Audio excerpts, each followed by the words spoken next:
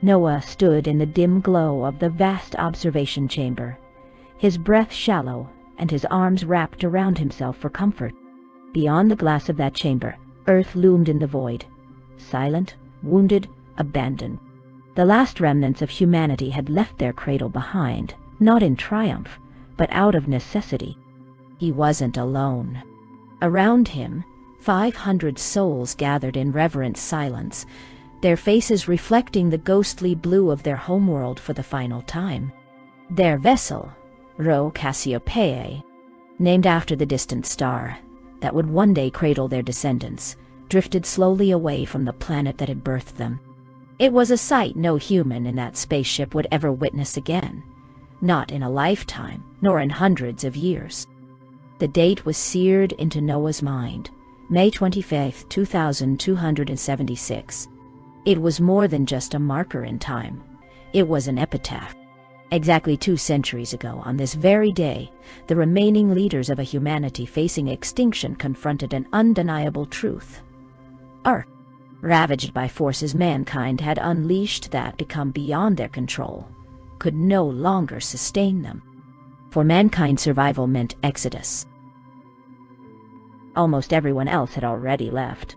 Over the past 80 years, one by one, the last remnants of humanity had abandoned their dying world. Now only a handful, 20 frail souls, remained behind, sheltered in the moon's underground facilities.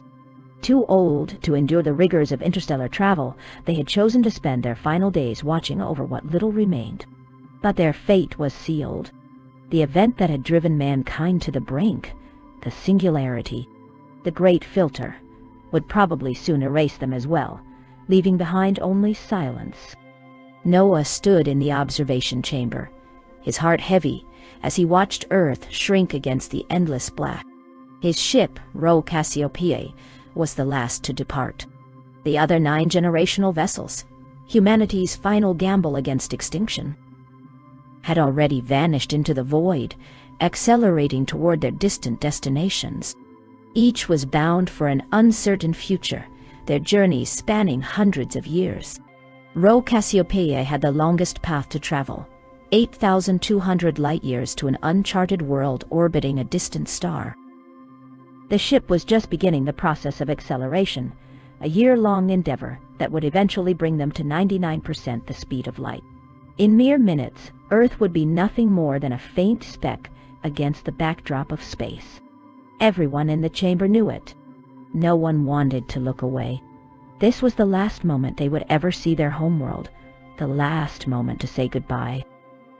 Faces around him were etched with sorrow. The planet they were leaving behind had once been the perfect cradle for life, the only known place in the universe to give rise to something as rare and improbable as sentience. And now, they were abandoning it forever.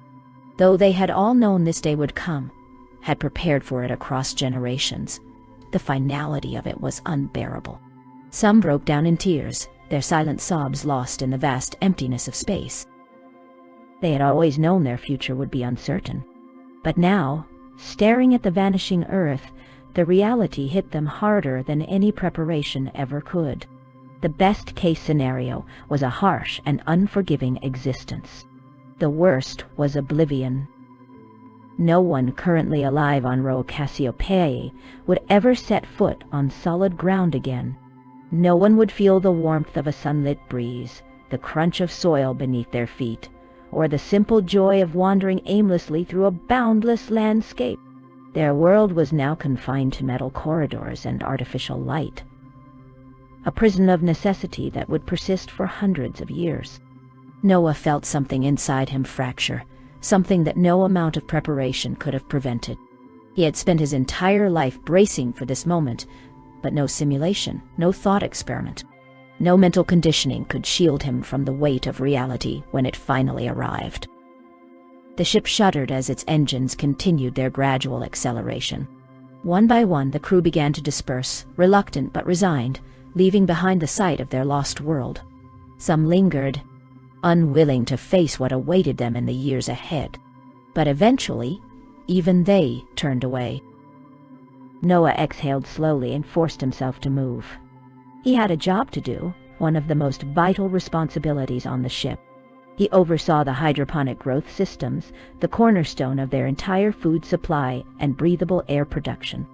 His work would determine not just the survival of the 500 souls aboard Cassiopeia, but the sustainability of the generations to come. The systems he built and maintained would have to last for more than 1,000 years. At least he wasn't alone.